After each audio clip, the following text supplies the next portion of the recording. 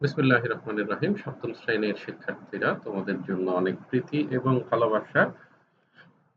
তোমাদের ব্যাকরণ বইয়ের বানান অধ্যায়ে আজকে আমরা বানানের নিয়ম পড়ব এবং আমরা বানানের নিয়মে নত্যবিধান ও সত্যবিধান সম্বন্ধে আলোচনা করব। আমি খুব সহজভাবে নত্যবিধান ও সত্যবিধান নত্যবিধান বিষয়টি তোমাদের সামনে তুলে ধরব এবং আমি তোমাদেরকে তোমাদের বই থেকে কিছু বাড়ির কাজ দিয়ে দিব। তোমরা সেই বাড়ির কাজগুলো বই দেখে দেখে করবে, ছবি তুলে আমাকে পাঠাবে। আমি আশা করি তোমরা একটু মনোযোগ দিলে নত্যবিধান এবং সত্যবিধান বানানের যে নিয়ম রয়েছে সেটি তোমাদের কাছে খুব সহজভাবে বোধগম্য হবে। আচ্ছা, আমরা যদি স্ক্রিনে খেয়াল করি, এখানে কি লেখা আছে তোমরা দেখো। বাংলা ভাষায় ব্যবহৃত শব্দগুলোর মধ্যে যেসব শব্দ তৎসম। আচ্ছা, তৎসম বলতে কি বোঝায়? তৎসম বলতে বোঝায় হচ্ছে, তোমরা জেনে থাকবে যে বাংলা ভাষাটা হচ্ছে বিভিন্ন ভাষা থেকে আগত শব্দের সংমিশ্রণে তৈরি।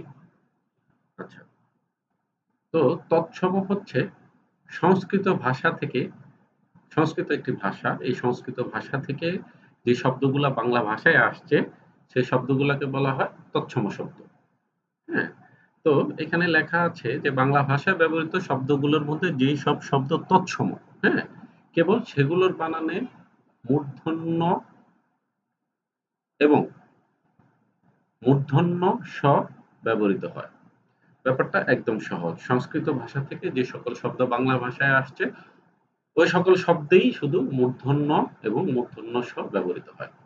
আচ্ছা, তৎসম শব্দের বানানে মূর্ধন্য ও মূর্ধন্য স প্রয়োগের কিছু বিশেষ নিয়ম এবং রীতি রয়েছে। আমরা সেগুলো একটু সহজভাবে বোঝার চেষ্টা করব। আচ্ছা, নত্যবিধান।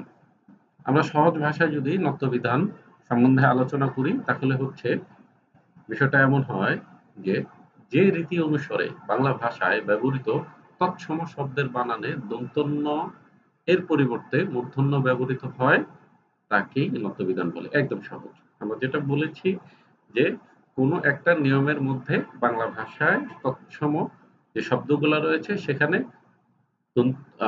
দন্তন্যর জায়গায় মূর্ধন্যই ব্যবহৃত হবে। এই যে নিয়ম, মূর্ধন্য স, এই যে ব্যবহারের নিয়ম, একেই আমরা নত্যবিধান বলে থাকি। আচ্ছা, এভাবে আবার যদি অন্যভাবে বলা যায়, তৎসম শব্দের বানানে মূর্ধন্য এর সঠিক ব্যবহারের নিয়মকে নত্যবিধান বলে। এটা আরো সহজ হইল। তৎসম শব্দে সবসময় মূর্ধন্যর জায়গায় মূর্ধন্য হবে এবং এই যে নিয়মটা, এটাই হচ্ছে নত্যবিধান। যদি আমরা একটু উদাহরণ লক্ষ্য করো, আমরা যদি একটু উদাহরণ দেখি, যেমন ঋণ, এখানে মূর্ধন্য, এটা কিন্তু তৎসম শব্দ। তৃণ, তারপরে হরণ, করণ, চরণ, ভাষণ, ভূষণ, শোষণ, হ্যাঁ, লক্ষণ, এগুলো সব তৎসম শব্দ। যার কারণে এখানে মূর্ধন্য ব্যবহৃত হয়েছে। তৎসম ভাষায় কখনো দন্তন্য ব্যবহৃত হয় না। আমার মনে হয় বিষয়টি তোমাদের কাছে বোধগম্য হয়েছে। আচ্ছা, এখন আমরা দেখব সত্যবিধান। আচ্ছা, এটাও এক, যে রীতি অনুসারে বাংলা ভাষায় ব্যবহৃত তৎসম শব্দের বানানে দন্ত স এর পরিবর্তে মূর্ধন্য স ব্যবহৃত হয় তাকে সত্যবিধান বলে। হুম, অথবা তৎসম শব্দের বানানে মূর্ধন্য স এর সঠিক ব্যবহারের নিয়মকে সত্যবিধান বলে। হ্যাঁ, বাংলা সংস্কৃত ভাষার যে শব্দগুলো, অর্থাৎ তৎসম শব্দে বাংলা ভাষায় যে তৎসম শব্দগুলো রয়েছে সেগুলো বানানের ক্ষেত্রে দন্ত স এর জায়গায় মূর্ধন্য স ব্যবহৃত হবে। এই যে ব্যবহার যে নিয়ম, এই নিয়মটাকে বলা হয় সত্য বিধান। এখানে উদাহরণের মাধ্যমে কিছু শব্দ দেওয়া আছে, যেমন ঋষি, তৃষা, বর্ষ, বৃষ্টি, কাষ্ঠ ইত্যাদি। আমার মনে হয় নত্যবিধান এবং সত্যবিধান সম্বন্ধে তোমরা একটি স্বচ্ছ ধারণা পেয়েছ।